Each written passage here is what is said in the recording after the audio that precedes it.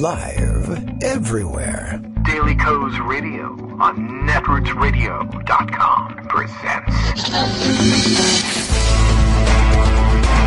David Waldman.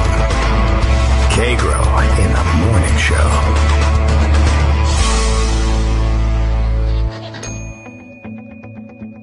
Now, here's David Waldman.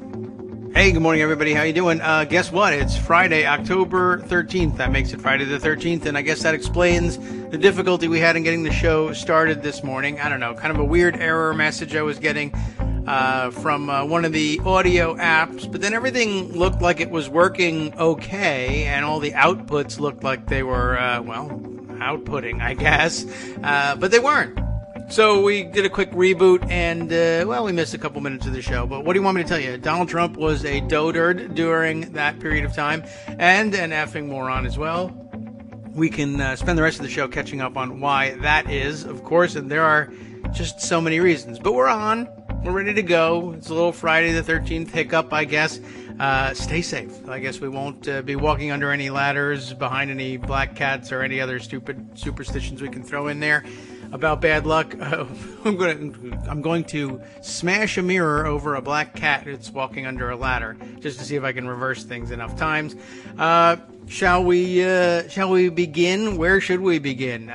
We haven't talked very much about the executive order signed by Donald Trump. I don't know what to tell you about it other than, he's done more of his undermining of Obamacare, sabotaging it, stopping the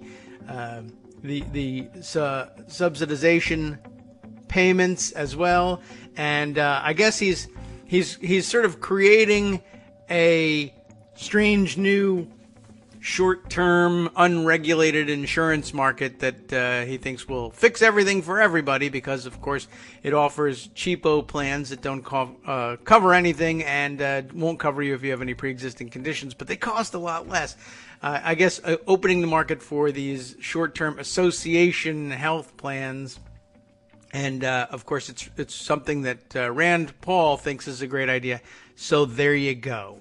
That's basically where we are, and Rand Paul gets to, or one of his stupid ideas gets to help us run healthcare. We can pick up a primer and read all about it, but I think it's probably something we can review to greater effect with Greg Dworkin when he is back on the air with us next week.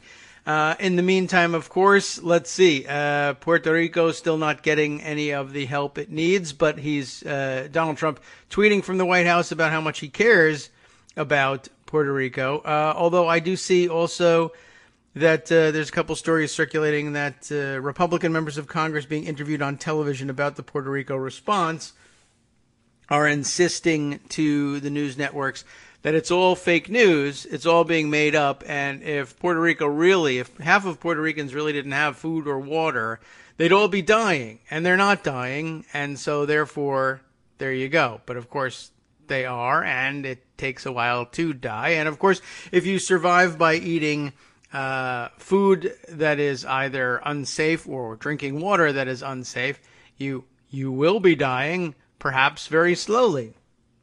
But these guys will be long gone from office before anybody realizes what actually hit, or at least anyone in this administration or in this Republican Congress. I don't know what to tell you. I guess they get to get away with calling everything fake news. And, the very people who are supposed to be being helped by this administration are only too eager to believe it, for whatever reason. Okay, great. Fine, we'll just move on from there. I did also see some discussion about the Puerto Rico non-response being itself an impeachable offense. Of course, anything's an impeachable offense if you have enough votes for it.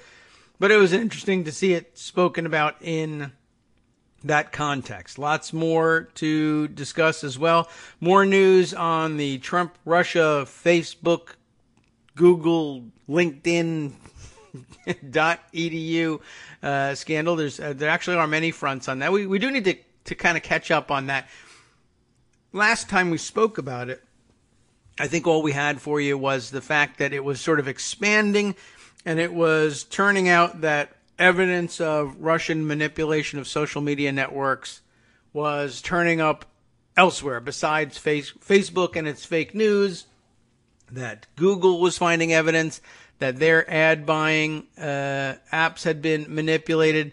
And since then, there's actually evidence now that they were really using LinkedIn as well. Did you know that LinkedIn was being used by the Russians? So I don't know. I didn't realize LinkedIn was being used at all, even by Americans, but apparently it's being used by the Russians as well. And it's expanded, and more and more social media networks.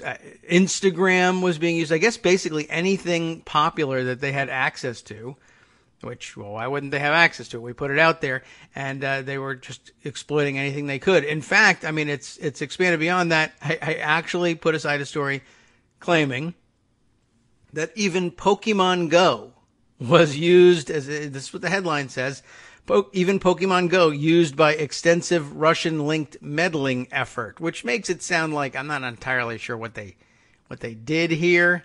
I mean, if they put trolls on Pokemon Go who would send other players messages saying you should, what did they do? Like Hillary Clinton says, you should Pokemon Go to Russia and join our effort. I don't know. I'm not sure. I'd like to catch up on these things, but they're moving too fast. Let me go to the LinkedIn story, because that one was kind of weird.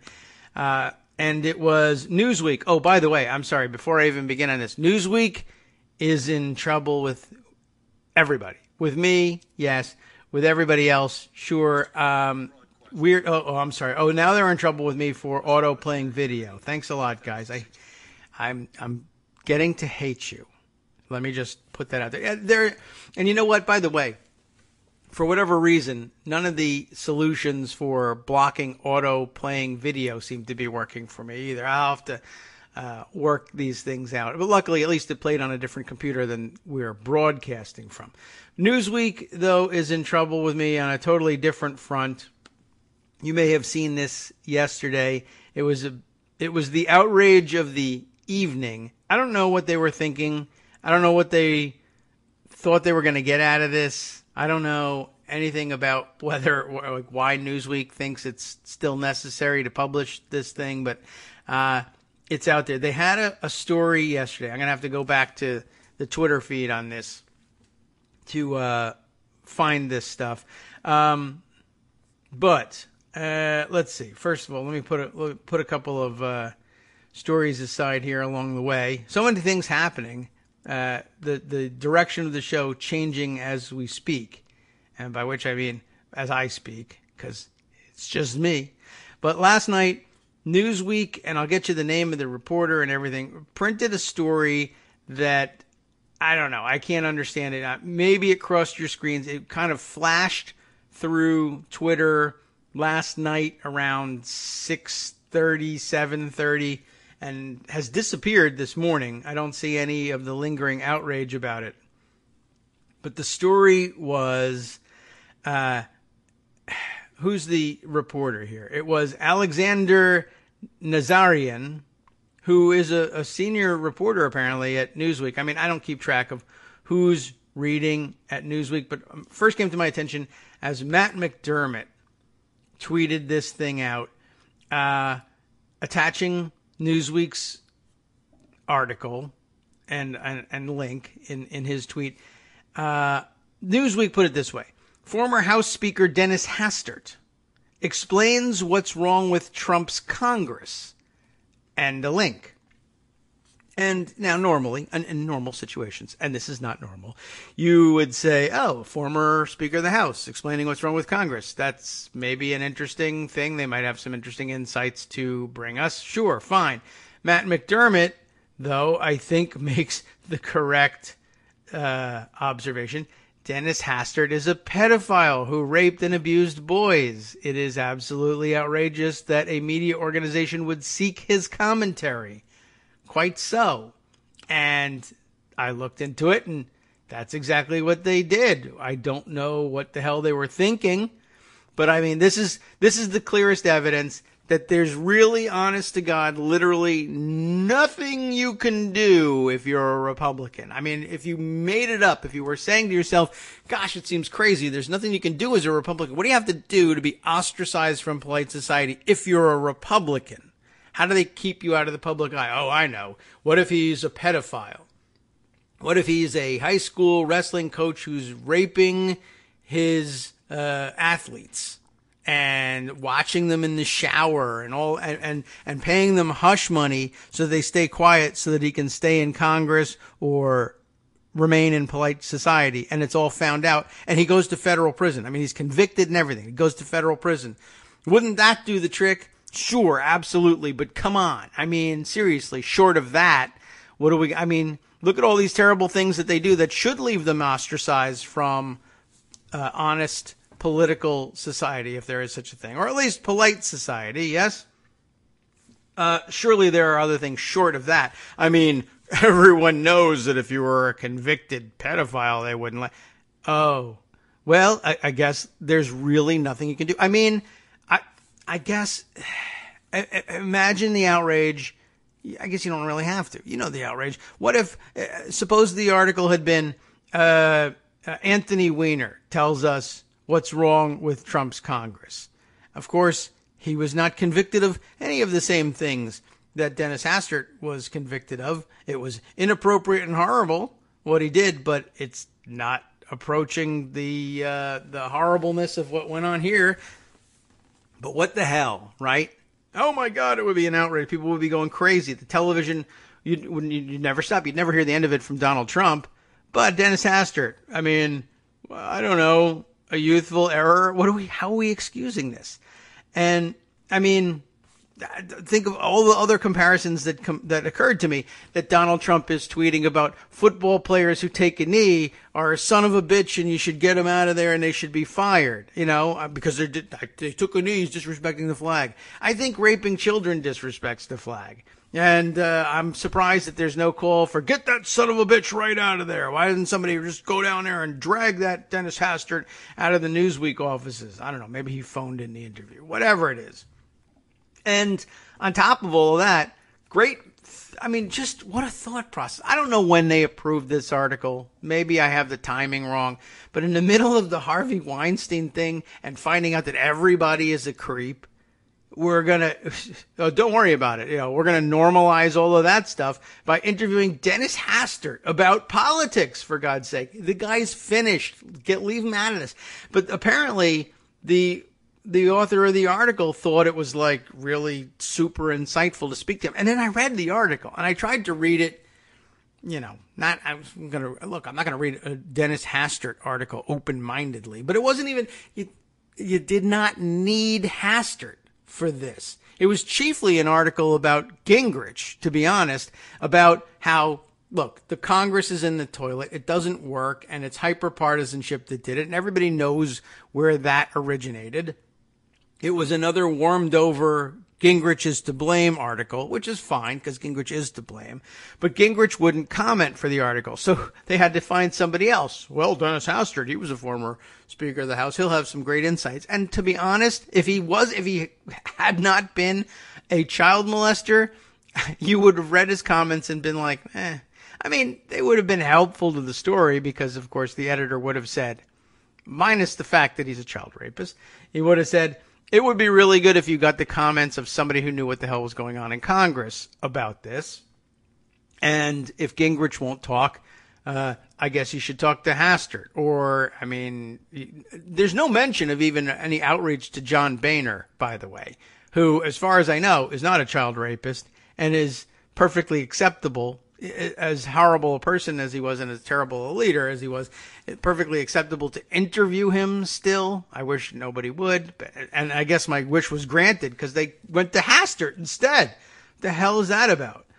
I really have no idea what made them want to do this, but they went ahead and did it, and I can't figure out why, and there's just no reason for it. So what can I tell you? There's outrage all over the place, I guess.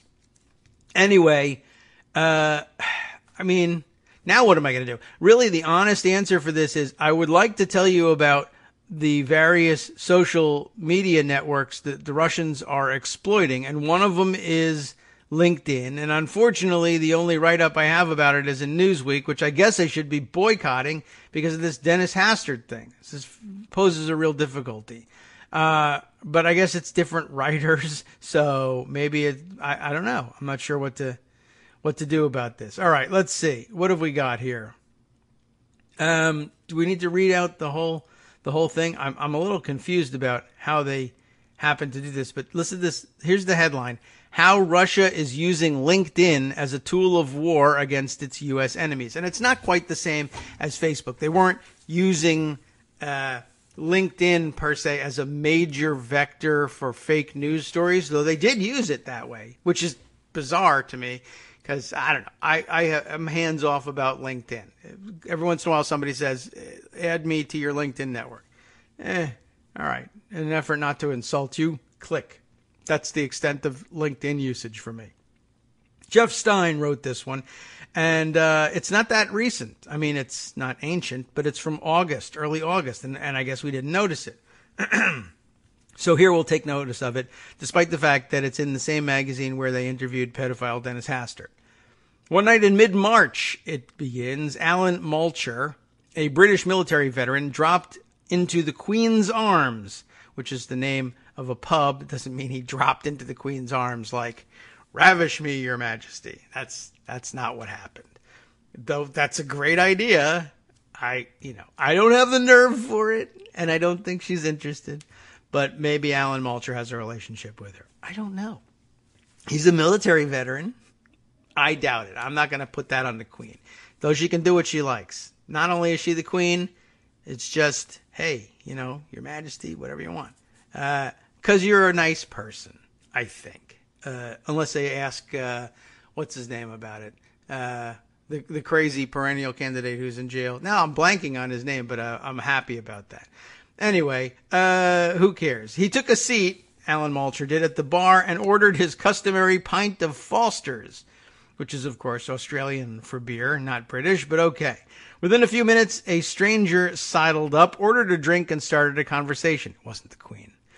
He soon brought up Russian President Vladimir Putin and began saying positive things about the Moscow-backed separatist civil war in Ukraine. That's what happens to me every time I get a pint down at the local. You know what I mean? He was going on about Putin being a strong leader, Malcher recalls, somebody to admire. The stranger's comments, delivered with a thick Slavic accent, not at all suspicious, made Malcher's security antenna vibrate. Yeah? Wow, you got some good spy-dar there. I like President Putin. He is such a great leader. I wonder if this guy is a spy or anything like it. All right. Anyway, he had recently joined a Washington, D.C. based think tank involved in combating Russia's stealthy infiltration of American social media. When the stranger made passing reference to Malcher's army service, he felt a twinge of apprehension. Twinge. That's it. All right. Anyway, there's no way he could have known that except via LinkedIn, Malcher says. That's a weird assumption to make, to be honest. Referencing the political online networking site where he and other critics of Moscow had been active in international affairs discussion groups. I didn't even realize they had discussion groups. An expert in information warfare, not that good at it, though, because he's not covering his tracks, Malcher reasoned that the Kremlin had dispatched the stranger to the Queen's arms with the message, we know everything. That's sort of Transylvanian. We know everything about you. Watch your step. Experts have increasingly called attention to Russia's use of covert propaganda factories to subvert democracy, flooding Twitter and Facebook with millions of computer-generated bots posting under false names, often unwittingly picked up and amplified by supporters of the U.S. President Donald Trump. Thank you for reminding us who he is. But its battle on LinkedIn to neutralize enemies has gone largely unnoticed, as has LinkedIn, to be honest. There, however, Newsweek has found that pro-Moscow forces have put constant pressure on the company to suspend or evict adversaries, many with long distinguished careers in the U.S. military or its intelligence agencies. See what they're doing? Not only has this muzzled credentialed critics and damaged professional reputations. But if Malcher's suspicions are right, the Kremlin's campaign to combat its adversaries on social media may have moved beyond cyberspace and into the streets, and indeed into the Queen's arms, for God's sake. LinkedIn provides a rich hunting ground for Russian agents. This is where it really kind of became fascinating for me when I skimmed through this before, because we put a lot out there. We're constantly getting reminded every time there's a privacy concern that arises, how much stuff, how much really juicy information we're offering up for free, unguardedly, to anyone who cares to look, and this is a great reminder of it. Unlike Twitter and Facebook, most of its estimated 500 million predominantly white-collar subscribers use LinkedIn to advertise their expertise, seek employment, or engage with peers in expert-based discussion groups. To bolster their credentials, most, even current and former U.S. national security officials, post detailed resumes and recommendations from their colleagues. How innocent, right? You're looking for more work. That provides fodder for Russian intelligence to gather detailed information on its most formidable critics and cast doubt on the truth of those accomplishments. This is really actually quite brilliant. The Russian special services are for sure exploiting LinkedIn to gather personal information on certain targets and possibly recruit and blackmail them, says a close Kremlin watcher at a university in a former Soviet satellite state asking for anonymity to protect himself. They operate under fabricated identities and credentials, while the Russian propaganda and trolling campaigns are widely applied on the platform. The pro-Moscow campaign has recently expanded and in some cases gone offline, alleged some American LinkedIn members who have been criticizing Russia's covert attacks on the West. If you're on TV, in other words, attacking the Russian meddling in the elections, and because you're an expert and you're looking for more work and recognition for your expert opinion, your name is up on the chyron on the TV. They search your LinkedIn profile and then they go to town. Here's what they do. A few days before Malcher was approached in a London pub in March, a former U.S. national security official who had been contesting Kremlin propaganda on LinkedIn says he was assaulted near his retirement home in France. I was shopping at the local supermarket when I was stung on my lower right thigh by something, probably with an umbrella. Giles Raymond, or I'm sure Jules, Raymond de Moreau, D-E-M-O-U-R-O-T, de Moreau, tells Newsweek. An hour later, he says, a doctor extracted bits of what seemed like a wooden needle from the wound. Ooh, my goodness.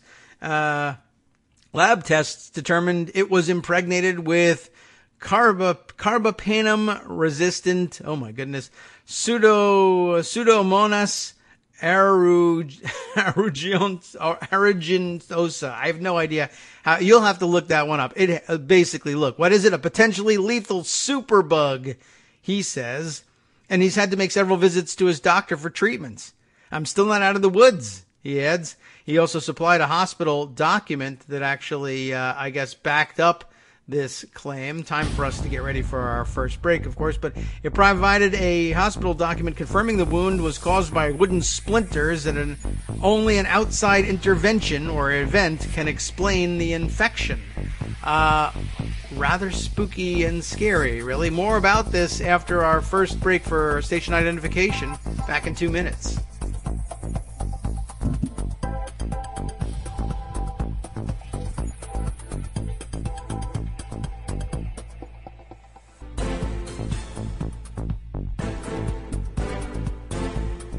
Welcome back to the Kagro in the Morning Show right here on Netroots Radio. We were, before we interrupted ourselves for the break, discussing this Newsweek article, even though Newsweek is terrible and I fault everyone who writes for it for having included former Speaker Dennis Hastert in their profile of what's wrong with Trump's Congress.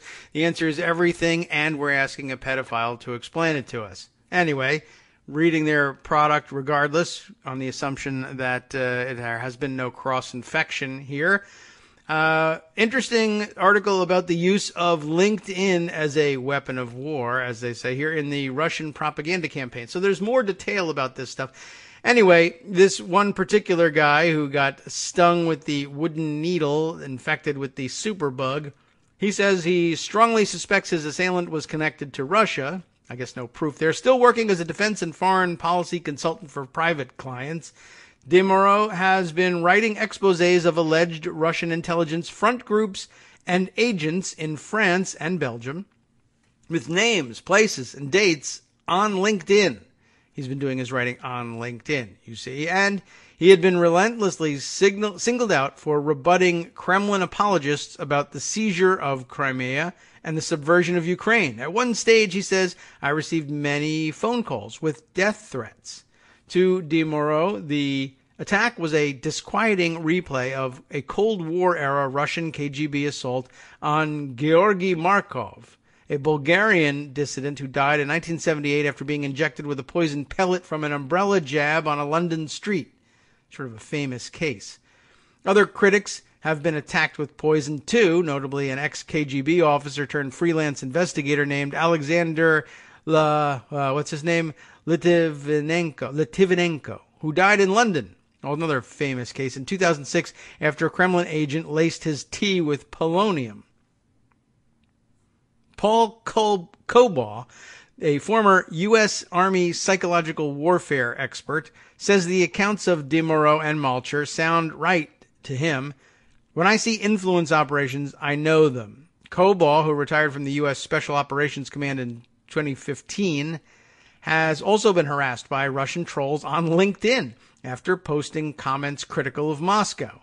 In August of 2016, he wrote to Republican Representative Will Hurd of Texas, a former CIA officer, urging a congressional inquiry into Russian abuse of LinkedIn to achieve a national security advantage over the U.S. I'm sure they laughed at him at the time.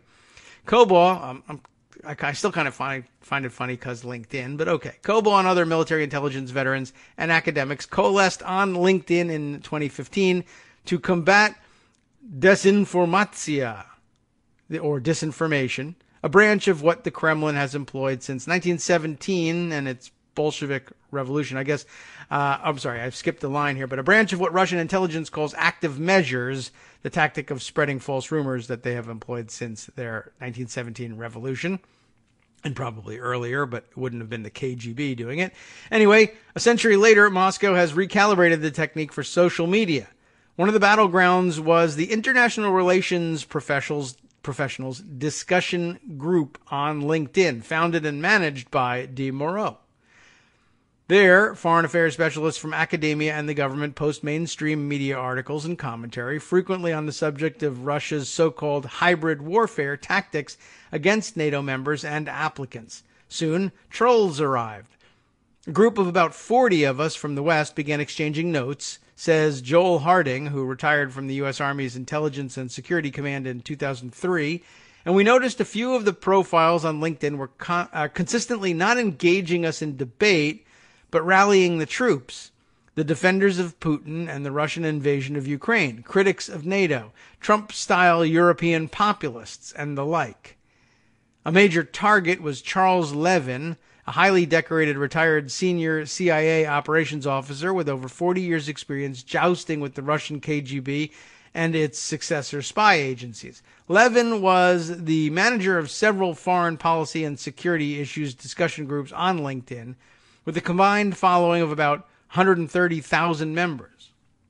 Commentary on pro-Kremlin propaganda sites like Russia Insider, a website founded in 2014 to combat, quote, coverage of Russia that is biased and inaccurate, unquote, labeled him a suspected pedophile. Unlike that's pedophiles in all of our Newsweek stories, I guess, or at least references to it. Unlike the actual pedophile, Dennis Hastert, and I guess once you find out that the Speaker of the House is an actual pedophile, I guess it's easy to believe anybody else is too. But I've always thought one of the most, one of the simplest and most ridiculous crimes with which you could charge someone in a, social media setting or online at all. I mean, it seems to me like the perfect plant crime. You know, if you say someone's computer is suspected of having child pornography on it, one, everybody instantly wants that person arrested and silenced and taken away forever, unless it's Dennis Hastert, in which case you get to get interviewed by Newsweek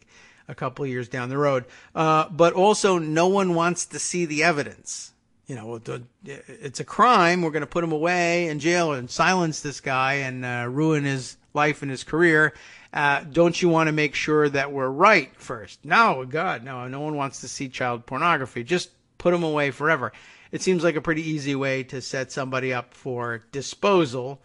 But of course, it's also a widespread problem, so you can never really tell the difference. So it seems perfect. Anyway, so that's what they did with Levin here, or at least the Russians tried to do, labeling him a suspected pedophile, and they pushed a long-discredited KGB-generated story accusing him of embezzling funds from one of his Cold War-era Russian spies.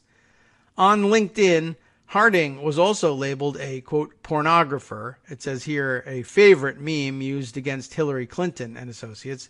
We might as well say pedophile as well, since Pizzagate was propagated. And it's funny because that's what they're linking to in this. And I don't know. I mean, I guess at some level, who cares whether if they're falsely smearing you, whether they're smearing you as a pornographer or a pedophile. It doesn't make that much difference to a politician, certainly, although I suppose you could sit and parse, well, I'd rather be labeled a pornographer because that could at least deal with, adults and consenting, let's not get into it. Anyway, I guess they think that's particularly damaging.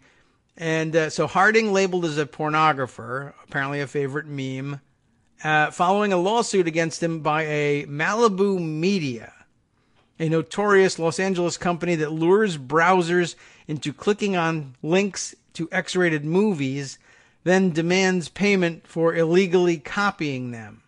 That sounds like a good trap. Did it work? Harding settled out of court for $250 in his suit against Malibu Media, I guess, but the calumny was kept alive on pro-Moscow sites. Other Kremlin critics were repeatedly called a bloody liar. That's not so bad, right? Scum and wackos. Whatever. A PBS documentary on Putin that Levin posted on LinkedIn was called the product of a, quote, hardline meat puppet propaganda machine, unquote, and so on. To Levin, de Moreau, Harding, and their comrades, such commentary was just another front in a larger Russian media campaign that veteran Kremlin watcher Celestine Bolin, now a columnist for the International New York Times, had called breathtaking even by Soviet standards. A key feature of the online effort was trolling, the tactic of injecting inflammatory off-topic commentary into discussion groups and threads with the goal of defaming critics, provoking fights, and chasing away thoughtful adversaries. The verbal warfare peaked in the summer of 2016. What a convenient time. As U.S. officials discovered Russian hackers breaking into voter rolls in California, Illinois, and elsewhere. It also occurred around the time that the Moscow-based hackers stole and promulgated embarrassing private emails from the Democratic National Committee and Clinton's campaign manager, John Podesta.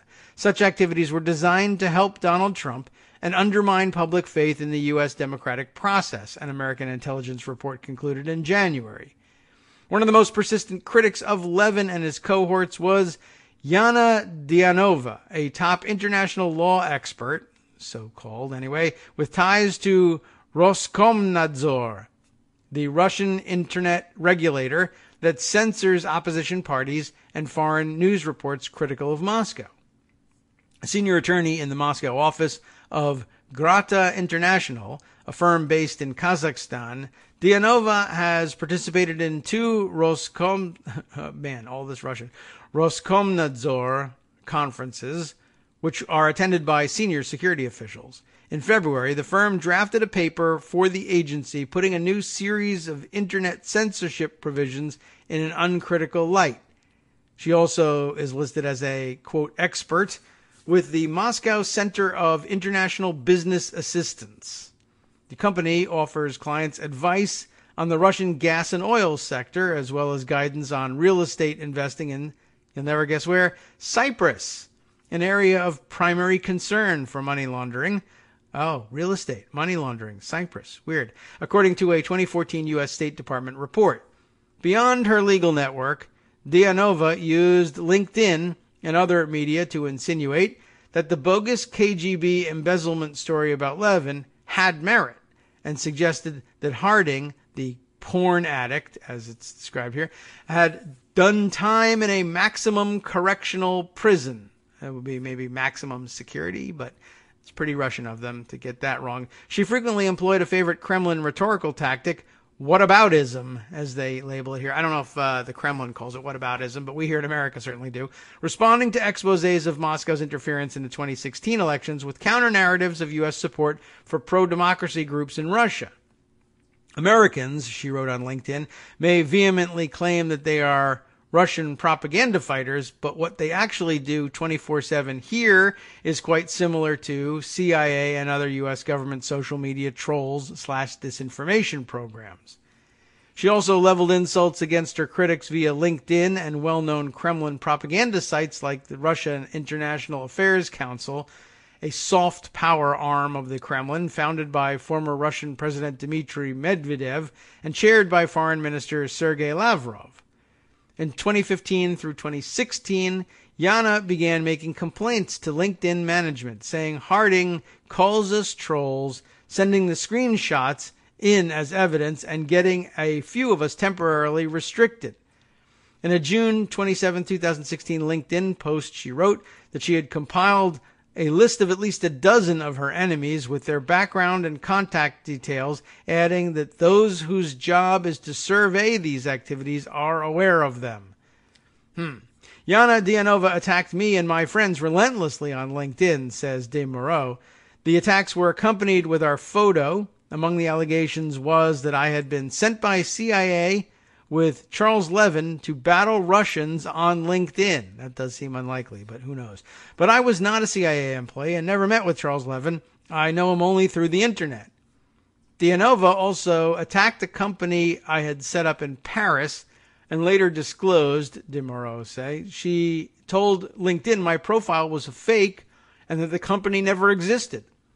By raising unfounded questions about their backgrounds and credentials, De Moreau and others complained Dianova was trolling, a violation of LinkedIn's user agreement. She vehemently rejected the sobriquet, but whatever her intent, her writings certainly set her critics aflame. One called her Trollvana, another a vicious attack dog. In one particularly nasty exchange, Harding called her a pigsty pinup girl. That probably did you more harm than good. LinkedIn, citing privacy rules, will not discuss individual cases. Dianova continued her attacks on Harding and company on Russia Insider. If they have not been able to respond, that's what she wrote. If they have not been able to respond with fact-based arguments, they will employ the lowest argumentative fallacies, including ad hominem attacks, she wrote. Sounds familiar. In a flurry of and it was an ad hominem attack, but okay. In a flurry of emails with Newsweek, Dianova offered to provide a compilation of everything Charles Levin and his collaborators have written about her, but only in exchange for Newsweek revealing its sources to her with screenshots of their comments. She promised she would not disclose to anyone that you are the source of this information. Newsweek obviously declined the offer and told us all about it. In July 2016, LinkedIn suspended the accounts of De Moreau, Levin, his attorney James Berger, and several others. A representative of LinkedIn's Department of Trust and Safety, that must be funny, using the name Scarlett, and I guess that's it because trust and safety, accused them of repeatedly posting unwanted / inappropriate content and using the platform to harass other members.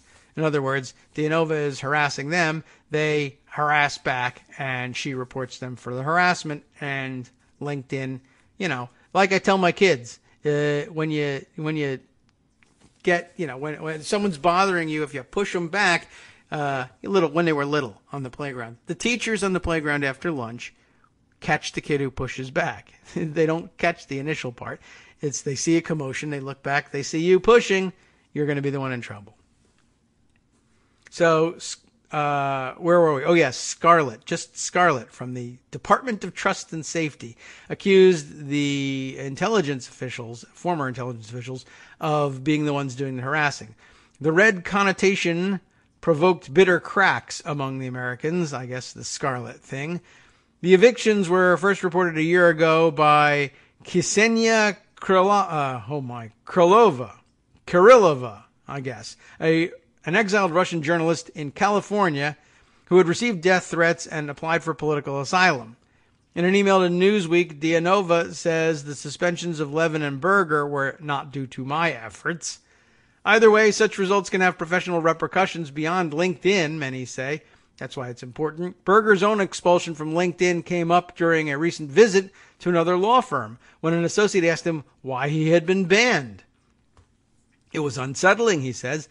LinkedIn is a resume broadcast around the world. That's why their promise of professionalism is so important. De Moreau, who has a Juris Doctor degree, like me, regained his account only after sending a copy of his passport to LinkedIn to prove he was who he said he was. But others in the international relations discussion group remain banned, including Levin and his attorney Berger, who received permanent membership bans without explanation. Both remain furious about it. He and I both lost our LinkedIn memberships without possibility of appeal, Berger says. That's the big deal.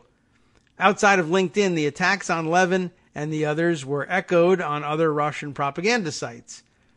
Dianova repeatedly defamed my professional ethics, reputation, and loyalty to the country for which I've risked my life, Levin says through his attorney.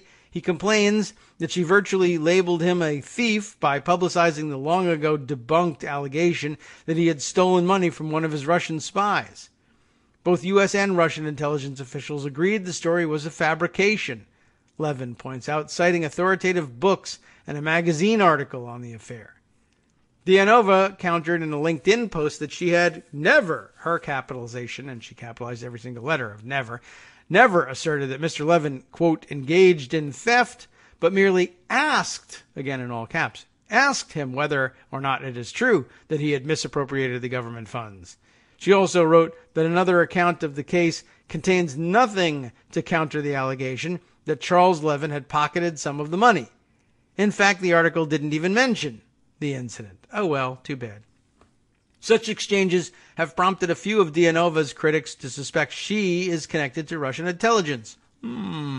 Maybe. Levin, who spent over 3 decades recruiting Russian agents, says he does not believe she is a Russian intelligence staff officer, but rather just another well-connected Moscow figure whom the Kremlin uses to send messages like the Russians who got a meeting with Donald Trump Jr. and other campaign officials to deliver dirt on Clinton. Yes, I was thinking about them the whole time.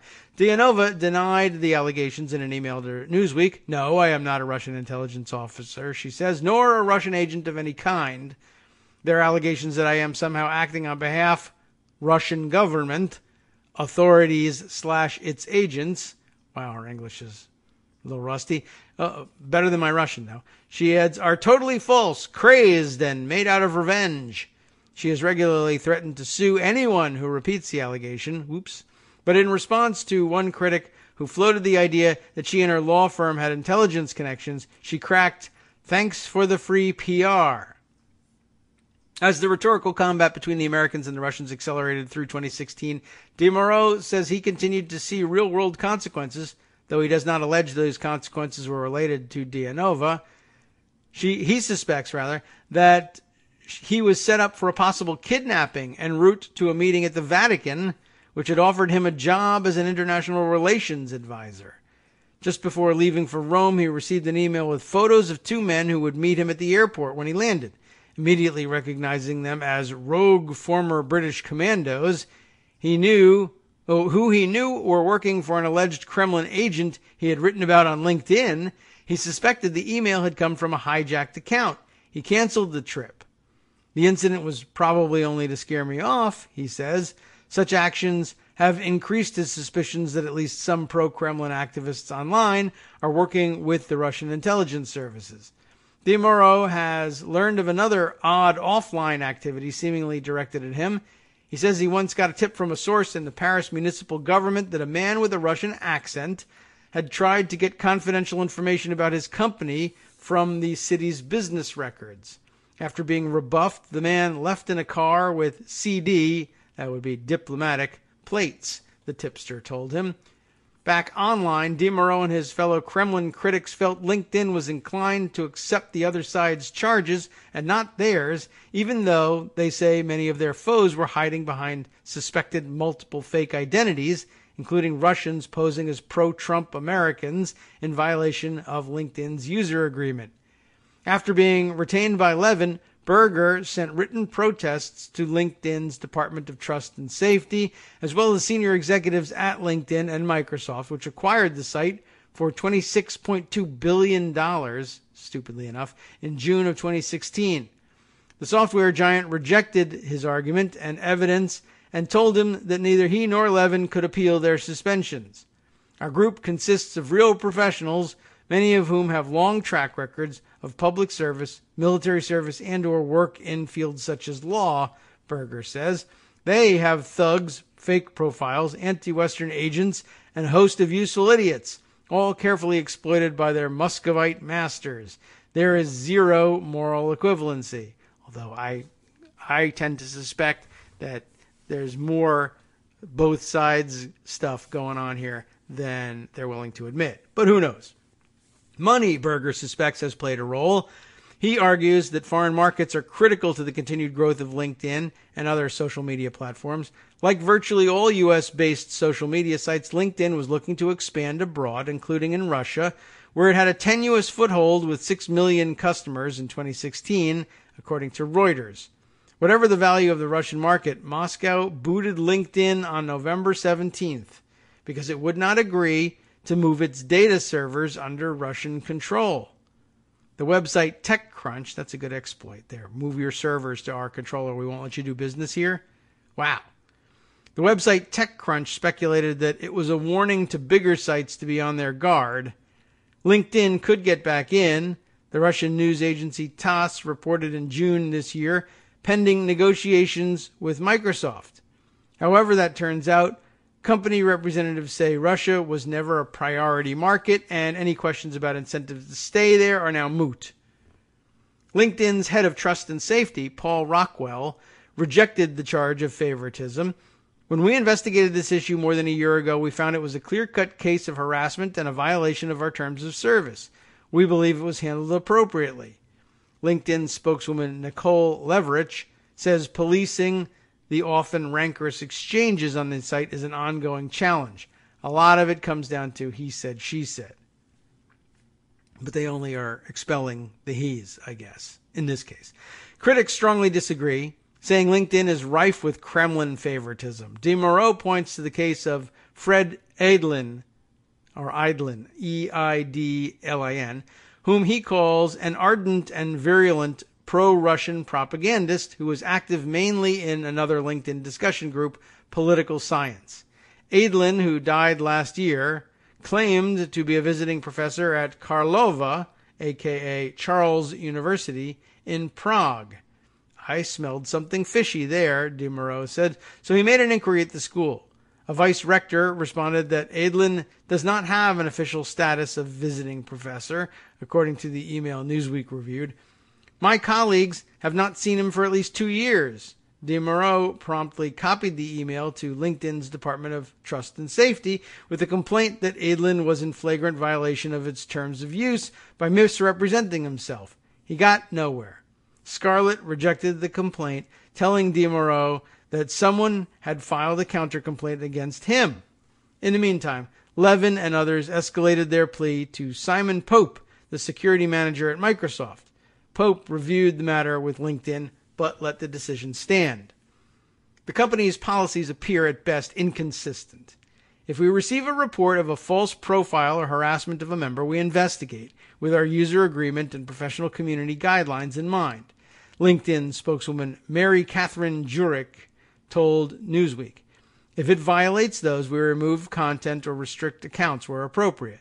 Yet when Berger asked LinkedIn to remove Dianova's defamatory post on Levin's alleged espionage embezzlement, Scarlett cited a section of the Communications Decency Act that said we are not responsible for such content even when it's alleged to be defamatory.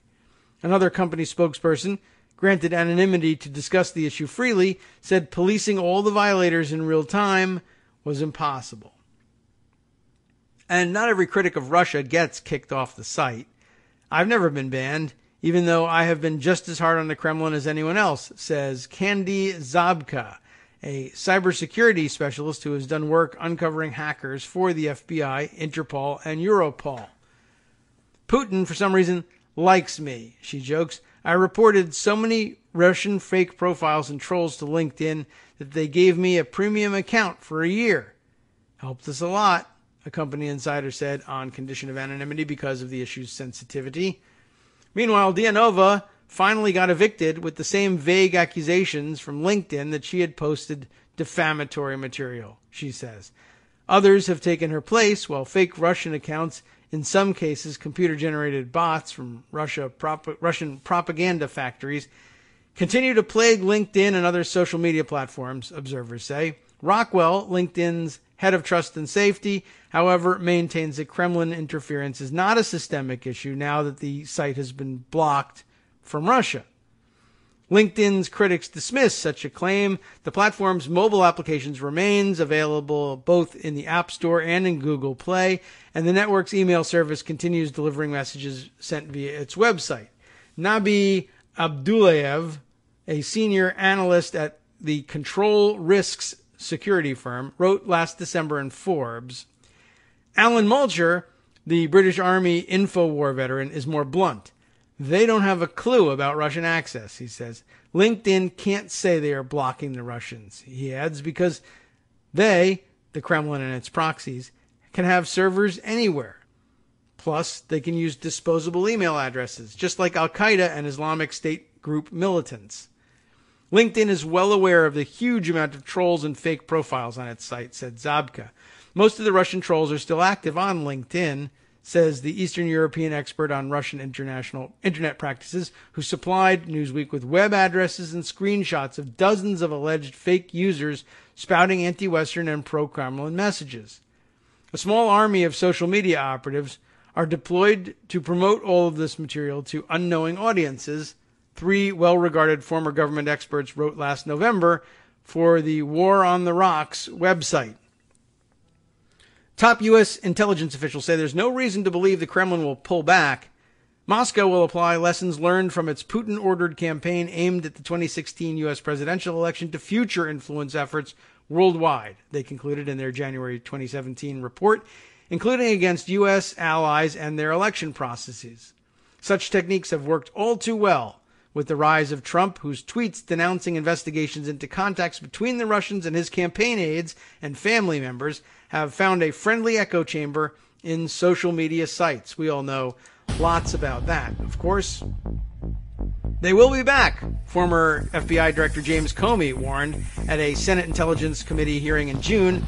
But to most analysts of the Russian efforts, they've never gone away, as the LinkedIn case shows.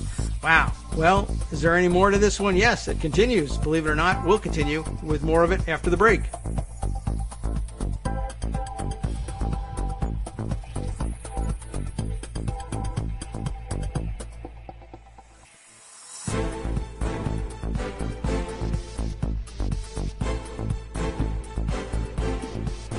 Welcome back to the Kagro in the Morning Show here on Netroots Radio. That was our short top of the hour break, thankfully, and we can bring our music down and conclude the Newsweek article here on it's more interesting than I thought it was going to be, I guess. But there's a little bit at the end here which is sort of rehashing what we know from other sources about social media manipulation by the Russians. Let me skip down, though, to these observations here. Yet such automated techniques they're talking about put democracy at risk, says Tim Wu, the author of The Attention Merchants, the epic scramble to get inside our heads. He says robots are being used to attack the democratic features of the administrative state. Ooh, the administrative state. Doesn't Steve Bannon hate the administrative state? He was going to deconstruct it, right? When he was busy sounding like a philosopher king.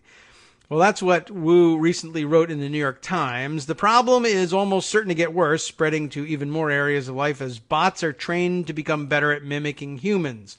Unfortunately, Wu argued, social media companies lack a serious financial incentive to do anything about the millions of fake users who are corrupting the democratic process. Of course, it just looks like platform growth to investors, right? Even if everybody on it is fake.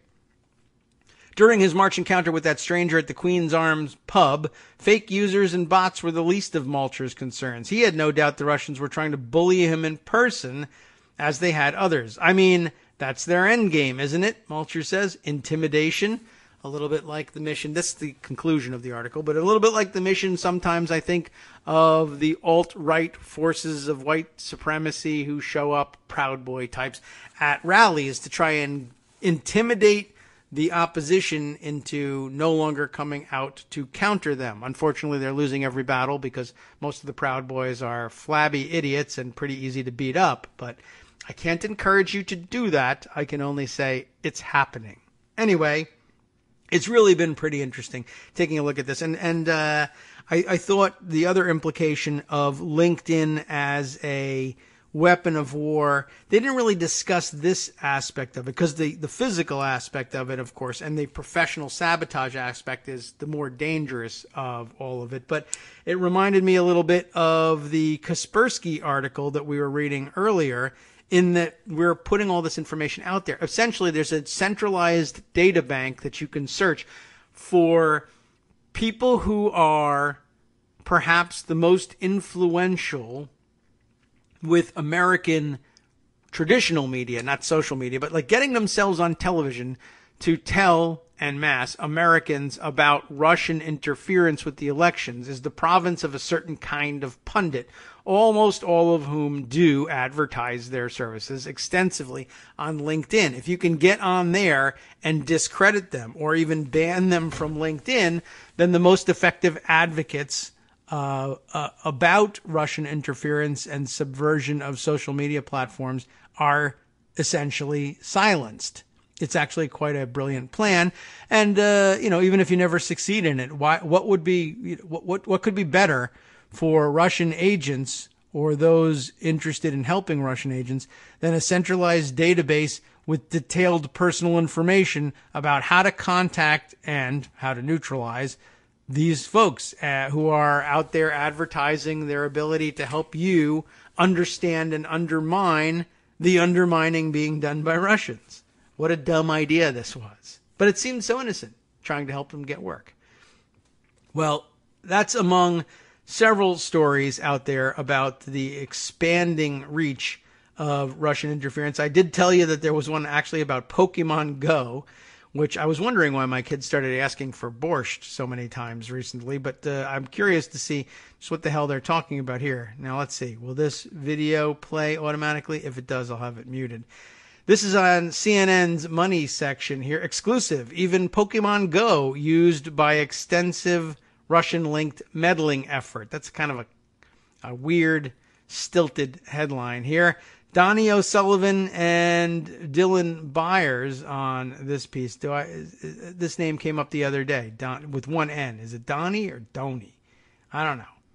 Anyway, Russian efforts to meddle in American politics did not end at Facebook and Twitter. Of course, we learned about LinkedIn. But get this, a CNN investigation of a Russian-linked account shows its tentacles extended to YouTube, yes, Tumblr, sure, and even Pokemon Go. What?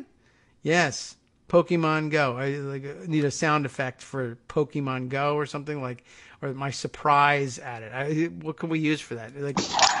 Use Armando's car. Wait a minute. Did you just say Pokemon Go? I did. Now let's find out why.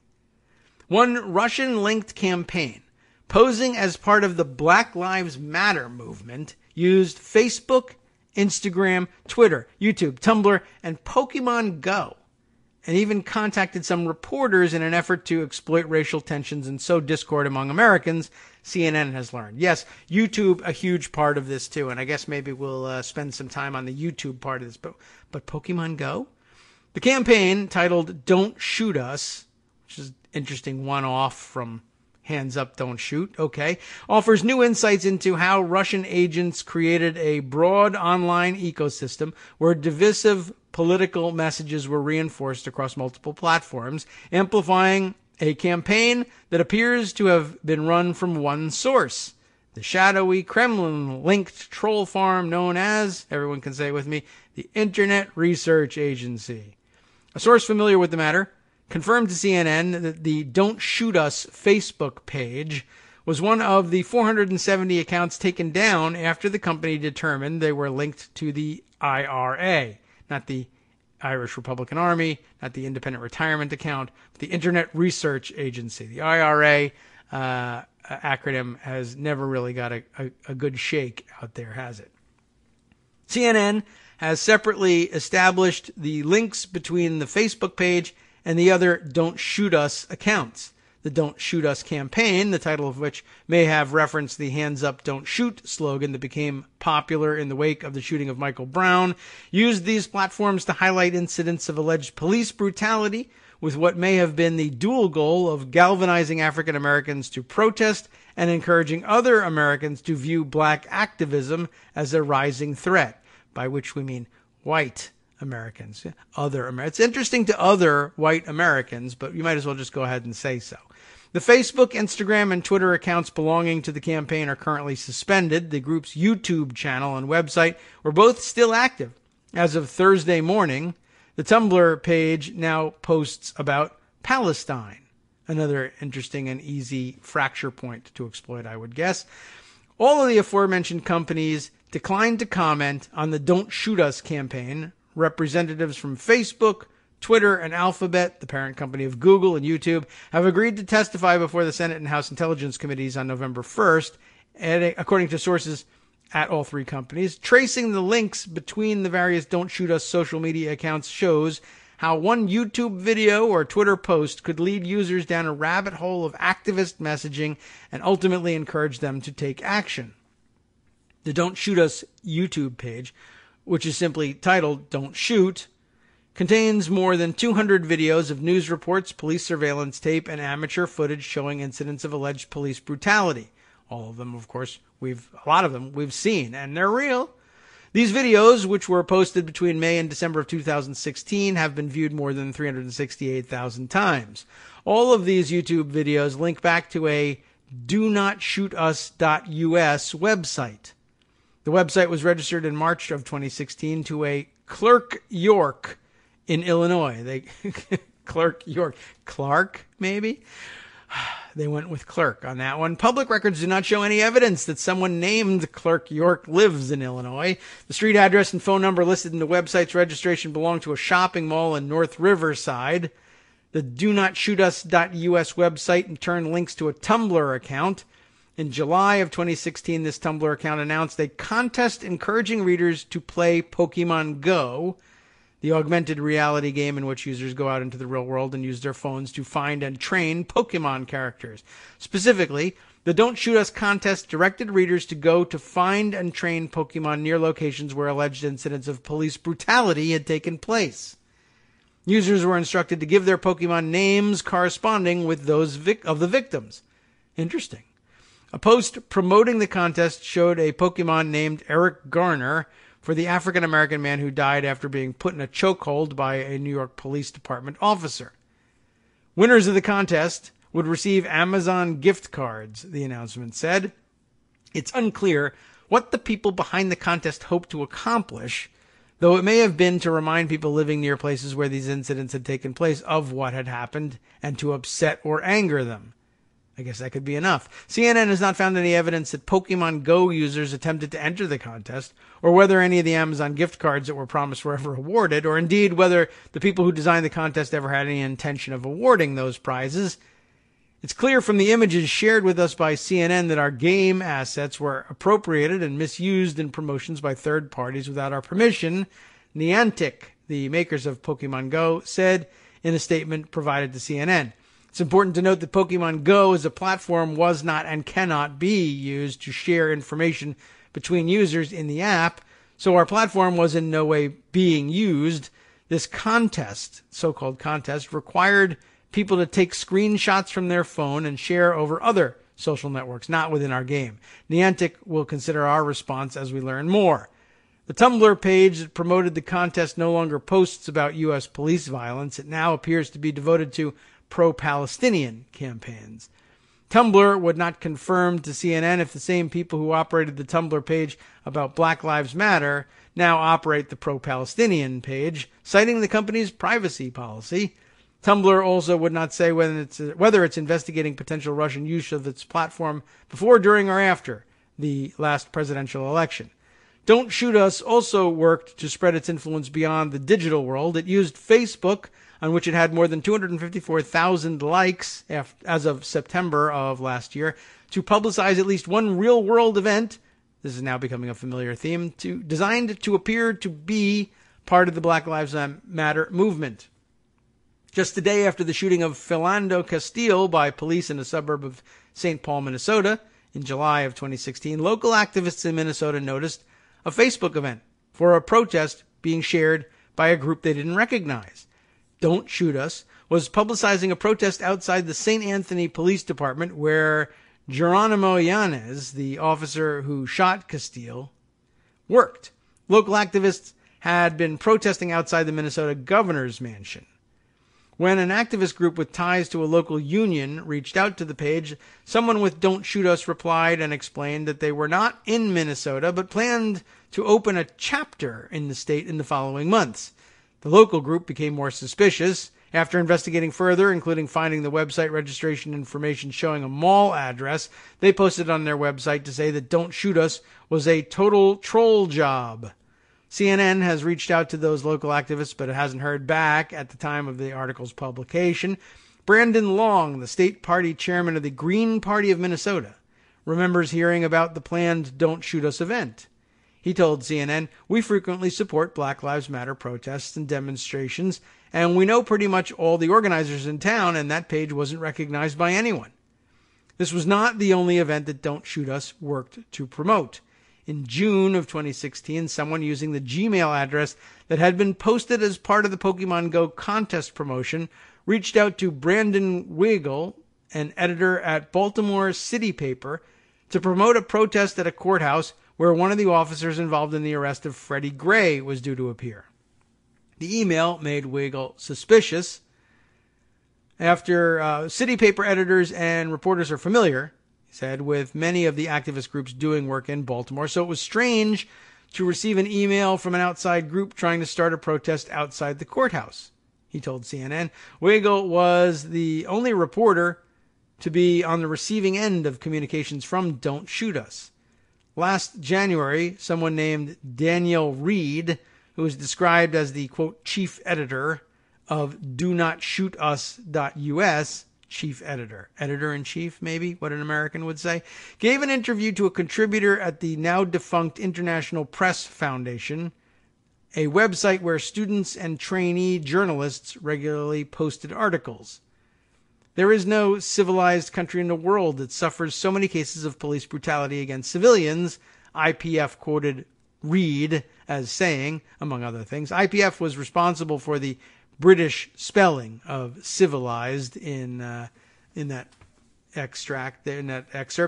The IPF contributor confirmed to CNN that the interview occurred through email and that she never spoke to this Reed person on the phone. The email address that Reed used for the interview was the same one that reached out to Weigel in Baltimore and that was included in the promotion for the Pokemon Go contest.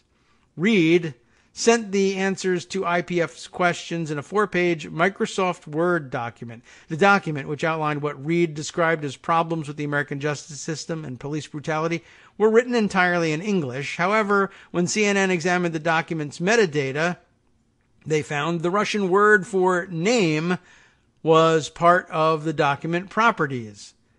And in Cyrillic at that. 2 cybersecurity experts who reviewed the document's metadata told CNN that it was likely created on a computer or a program running Russian as its primary language. To date, Facebook has said that it has identified 470 accounts linked to the Internet Research Agency, while Twitter has identified 201. Google has not released its findings, though they're beginning to leak out in other articles that I'll share with you today. Though CNN has confirmed that the company has identified tens of thousands of dollars spent on ad buys by Russian accounts. Facebook and Twitter have submitted detailed records of their findings both to Congress and the Office of Special Counsel Robert Mueller, who is conducting an investigation into Russian meddling in the last presidential campaign. You all know all about that. There's more. Seriously. Let's see. What have we got here? The latest news out there today. Let's see.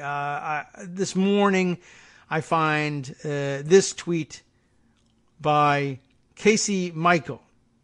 Casey Michael, contributing reporter at Think Progress, says, the longer this goes, the worse Facebook comes off looking. Linking to a Washington Post piece, which I'll share with you. Facebook takes down data and thousands of posts obscuring the reach of Russian disinformation. The excerpt, which he included in his tweet, reads this way. Social media analyst Jonathan Albright got a call from Facebook the day after he published research last week showing that the reach of the Russian disinformation campaign was almost certainly larger than the company had disclosed. While the company has said that 10 million people read Russian-bought ads, Albright had data suggesting that the audience was at least double that, and maybe much more, if ordinary free Facebook posts were measured as well.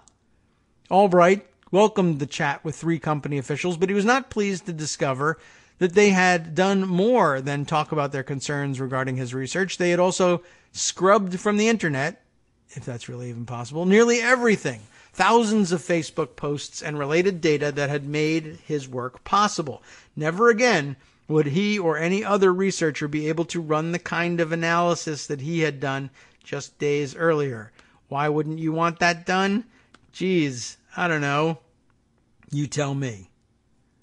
Very interesting and complicated, and there's a lot to it, and boy, we could read on here, but I'm afraid that we'll eat up all the time that we have reading through each of the articles word for word. We're going to have to kind of skip around a little bit and see what else we have available. Politico likewise had a similar article. Just wanted to kind of put that one out there and on the record as well.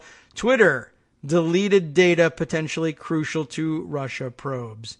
Social media platforms' strict privacy policy led to deletions of Russian information of interest to investigators, says the subheader to Josh Meyer's piece in today's edition of Politico. Just to give you the gist of things up at the top, we'll give you the lead. Twitter has deleted tweets and other user data of potentially irreplaceable value to investigators probing Russia's suspected manipulation of the social media platform during the 2016 election, according to current and former government cybersecurity officials.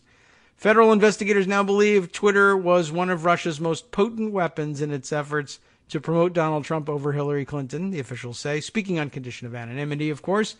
By creating and deploying armies of automated bots, fake users, catchy hashtags, and bogus ad campaigns, unidentified operatives launched recurring waves of pro-Trump and anti-Clinton storylines via Twitter that were either false or greatly exaggerated, the officials said. Many U.S. investigators believe that their best hope for identifying who was behind these operations, how they collaborated with each other, and their suspected links to the Kremlin lies buried within the mountains of data accumulated in recent years by Twitter.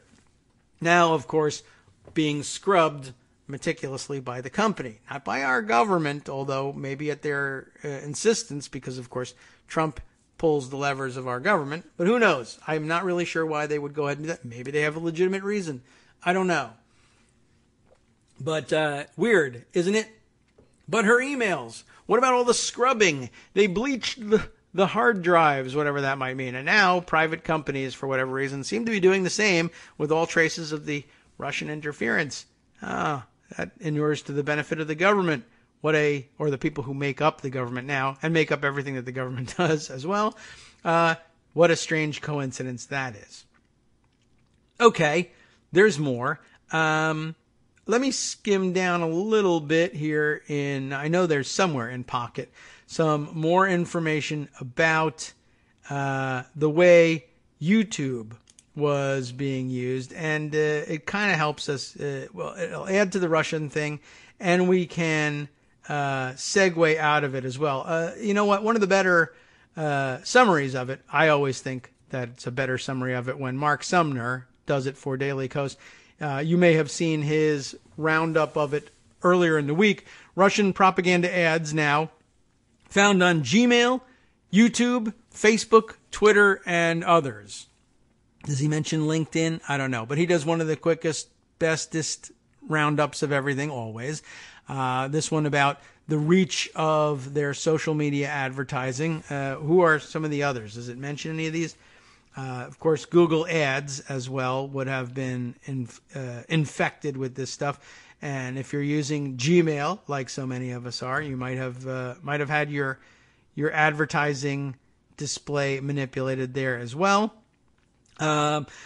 Let me take this excerpt as well. People in critical states, Mark writes, were getting ads on Facebook, search ads on Google, ads on YouTube, ads in their email, ads delivered through DoubleClick onto almost any website page, ads that were created by Russian propaganda specialists, all those really dumb, outrageous stories that are down at the bottom, some of which might not seem to have anything at all to do with politics, but you're familiar with them, I'm sure. Many of the ads seemed intent on increasing racial and religious tensions, as they provided exaggerated imagery designed to drive home the idea that America was divided along racial lines. They also sought to play on political wounds that the Russians had helped open during the primary period. And an excerpt here from one of Mark's sources. Some of the ads, which cost a total of about $100,000, touted Donald Trump, Bernie Sanders, and the Green Party candidate Jill Stein during the campaign. People familiar with those ads said. It's out there. We're aware of it. More references to the Internet Research Agency, but let's see. I don't think I see anything that reveals any new social media players beyond the ones we've already named being swept up in this stuff. But where's my... Oh, yes, here's one from Fast Company, specifically about Instagram. Russia's U.S. propaganda campaign infiltrated Instagram, too. That should be no surprise. I guess the surprise is that we haven't heard more about Instagram to date. Alice Pasternak, having written this piece, Facebook said last month it found around 3,000 Russia-sponsored political ads that had spread on its platform, but didn't say if it had found similar posts on its Instagram network. The photo-sharing site has so far steered clear of the discussion on Russian propaganda, but Fast Company has found that at least 3 suspicious Instagram accounts that share a number of posts and other features with the Facebook accounts, and that racked up more than 187,000 followers before they were shut down in recent months. Of course, it may be that Facebook includes the shutdowns and the suspicious actors on Instagram in its general numbers because, of course, it owns Instagram. Some now suspended Instagram accounts shared many attributes with the Russia-linked pages that Facebook says blasted out messages to millions of users before and after last year's U.S. election. On Instagram, users these are all preceded with ats, just like they are on Twitter, secured_borders, obviously working the right wing, _blacktivist with 2 T's at the end, _. So blacktivist obviously probably working the other side there. And rainbow_nation_US often included the same watermark logos, messages, and imagery that appeared on Facebook pages with similar names and themes. Secured.borders, blacktivists, and LGBT nation. It's not clear how many of the Instagram posts collected on a meme abrogation website like me.me overlap with posts that spread on Facebook or on other platforms, but our investigation, Fast Companies that is, so far finds that several posts that share language and themes were published on sequential days by similarly or identically named Facebook and Instagram accounts, according to metadata cached on the web. Again, it will likely come as no surprise, and not necessarily any sort of subterfuge necessarily from Facebook by not breaking out Facebook versus Instagram infiltrations, but it's out there. Anyway, that brings us up to speed on some of those other ones. But where's my? I know I have a separate article or two on the way YouTube has been used of late, and I didn't think it went this far back, so I must have missed it in my initial scroll. But lots of Black Lives Matter imitators, essentially, out there, or leveraging the popularity of legitimate Black Lives Matter commentary in ways on YouTube that were manipulated and twisted into becoming very clear and obvious anti-Clinton activities. And I know I've got this somewhere. There is a description, and for some reason it's not immediately apparent to me from the headlines that I've got here, but I know it's around here somewhere. The story of a Black Lives Matter. There it is. I knew I had it somewhere. The Daily Beast has this story. Of course, we're bumping up against our next break. Let's bring it up anyway and bring it to the fore. We can get started on it, take our break, and come back to it. The Daily Beast, Ben Collins, Gideon Resnick, Spencer Ackerman on this story. We always love to read a Spencer Ackerman piece. Russian vids, quote, "We black people hate," quote, "racist bitch Hillary." Well, that sounds rather troublesome, doesn't it? Let's take a look at the beginning of the article before we cut out for break, and we'll continue, no doubt, on the other side. According to the YouTube page for Williams and Calvin, the Clintons are, quote, "serial killers who are going to rape the whole nation. Donald Trump can't be racist because he's a, quote, businessman." And I don't know who we're trying to scare with the scare quotes on putting that one around businessman, but what an interesting thought. He can't be racist because he's a businessman. Okay, sure. Hillary Clinton's campaign was funded by the Muslim. Sounds more Russian than black American, but okay. These are a sample of the videos put together by two black video bloggers calling themselves William and Calvin Johnson, whose social media pages investigators say are part of the broad Russian campaign to influence American politics. More about that after our last break.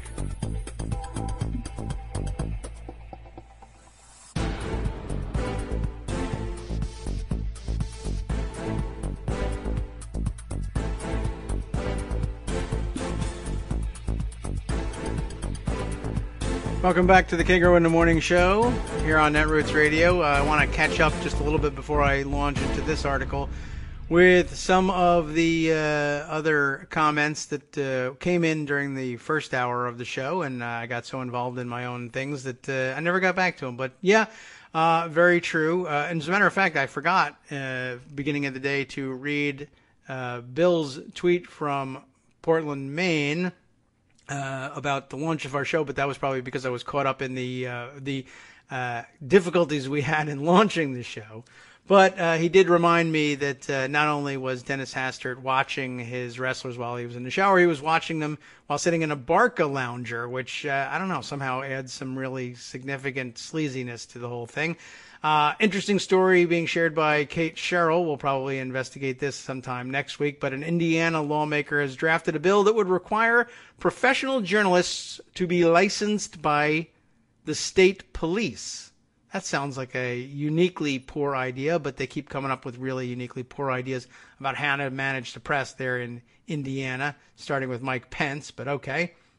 Bill also says, breaking just now, Senator Susan Collins staying in the Senate and not running for Maine governor. I think that's probably a pretty good idea. I don't really know what. It would be a great idea to get rid of Maine's current governor, but Collins, I think, wields a lot of influence in the current makeup of the Senate, and of course, if she thinks it's going to be closely divided, then no matter what, no matter who holds the majority, if it's going to remain closely divided in the Senate, she probably does her best by staying there. Warlock was asking, is there a backlash to the Hastert decision? Some last night. A lot of people were kind of incensed by the idea, but I see no discussion about it this morning. And let's see. Any other thing? Oh, yes, some commentary on the breaks and what goes on in there.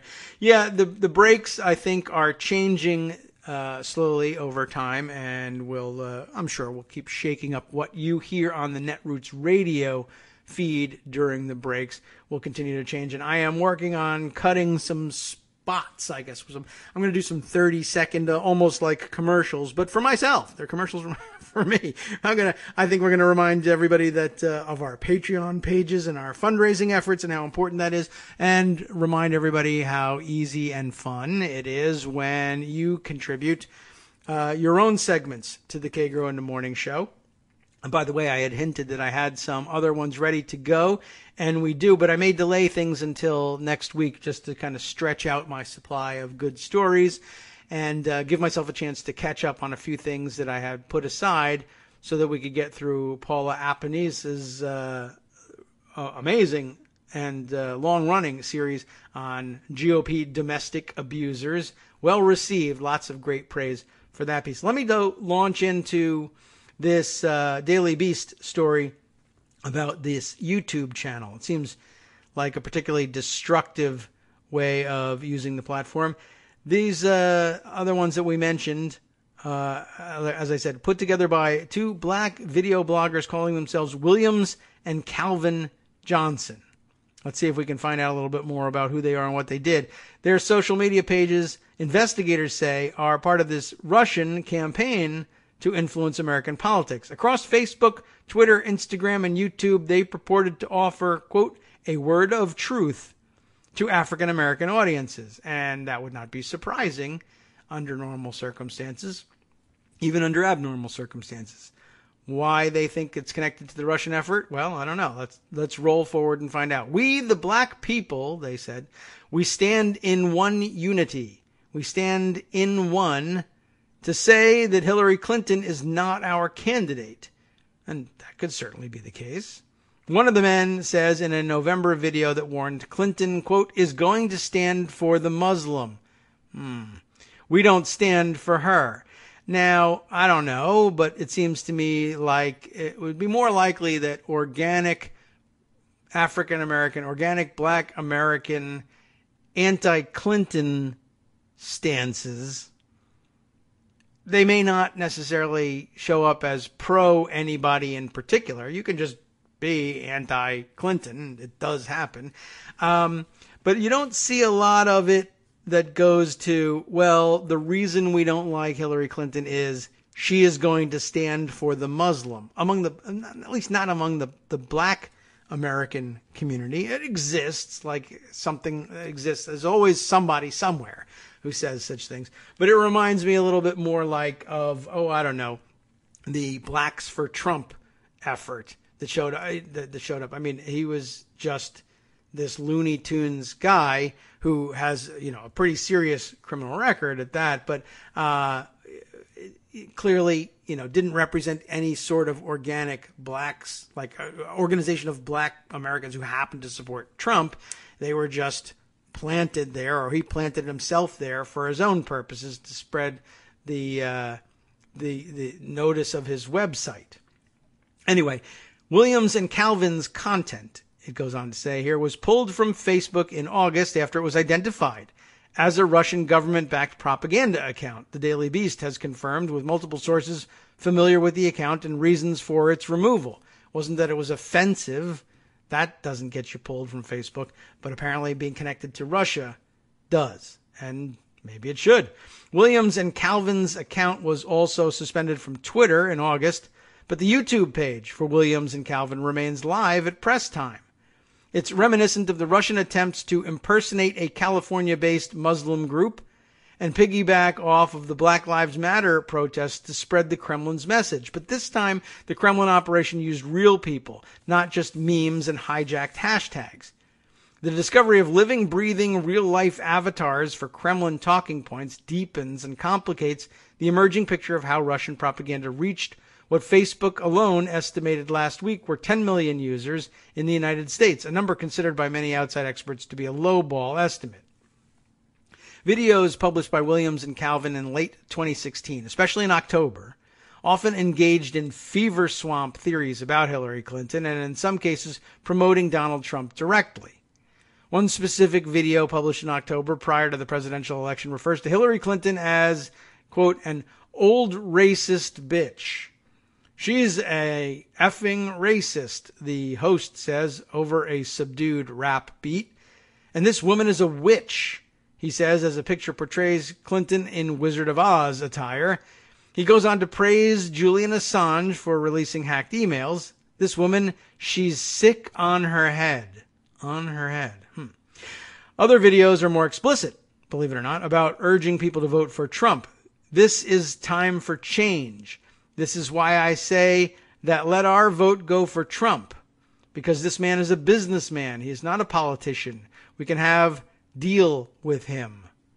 Not a deal, we can have deal with him, Williams says in a video published in August of 2016, because I don't see him as a racist, because any businessman cannot be a racist, because when you are a racist, then your business is going down. He then makes a black power fist as he endorses Trump. For good measure, the video also stated that Barack Obama's legacy was police brutality, injustice, and a lack of education for our children. There's a legitimate way to arrive at that conclusion, of course, but there are also illegitimate ways to arrive at it. Illustrated with Obama's face giving way to Samuel L. Jackson's character from Django Unchained. Williams and Calvin's content on one social network did not stay penned in there. While the videos only racked up hundreds of views on YouTube at press time, some Williams and Calvin videos on Facebook reached thousands of people. Before the account was shuttered, Williams and Calvin's Facebook page had 48,000 fans. Facebook and Twitter declined to comment for this article. As with previous Daily Beast investigations into Russian propaganda on Facebook, the company did not challenge the Daily Beast's reporting. Facebook says that as a matter of policy, it shares information with its competitors. We have been working with many others in the technology industry, including with Google and Twitter, on a range of elements related to this investigation. Its Vice President for Policy and Communications, Elliot Schrage, blogged late last week. Google did not respond to specific questions about the Williams and Calvin account. All videos uploaded to YouTube must comply with our community guidelines, and we routinely remove videos flagged by our community that violate those policies. We also terminate the accounts of users who repeatedly violate our guidelines in terms of service, Google spokesperson Andrea Faville told the Daily Beast. Senator Mark Warner, the vice chair of the Intelligence Committee, encouraged the social media companies to deepen their shared understanding of Russian propaganda and inform unsuspecting users of its presence. Well, good idea. He continues on after a bit. Requests for comment from Williams and Calvin through their Facebook and Twitter accounts, which contained mostly political message and almost no interaction with other people, went unreturned. Efforts to reach out to Facebook friends of Williams and Calvin, who also joined their sole Facebook group, hashtag Black Lives Matter against hashtag police brutality, also did not receive a response. None of Williams or Calvin's Facebook friends are from Atlanta, where the two claim they live on Facebook and in videos. On Facebook, both Williams and Calvin claim their hometown is Owerri in Nigeria. In 2015, Williams Johnson claimed he had just spent his, quote, first Thanksgiving with my little brother in America, and attached a since-deleted tweet from Alex J., who is a rapper and Instagram model. J told the Daily Beast he had never heard of Williams. My last name is Johnson, but nope, he said, don't know anyone with that name. Well, Calvin Johnson's personal page appears to be active still on Facebook. The most recent post is from November of 2015. One of the posts from that month includes a link to a story about Hillary Clinton wanting to censor New York's Laugh Factory Comedy Club. Quote, Hillary must be in prison for this, unquote, the account wrote with the link attached. The pair also promoted a shirt labeling Bill Clinton as a rapist in an October video called A Word of Truth About a Rapist's Wife.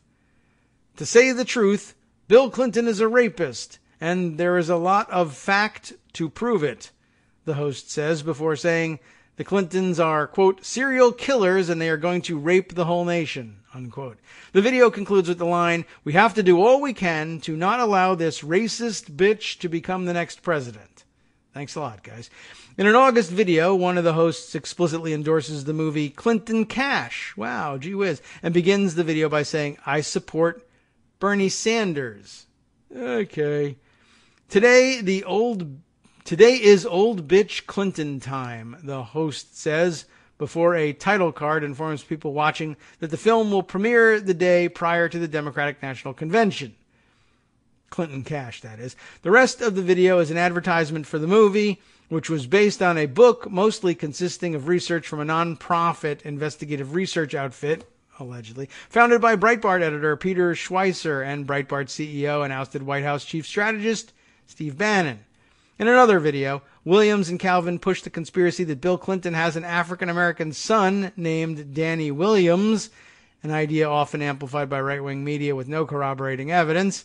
A black guy who claims to be his son. So when I saw all those headlines, I thought that that's kind of fake. And now it seems to be true. Man, this is effing amazing, Calvin says. Now we can see that he has a son, and his son is a black.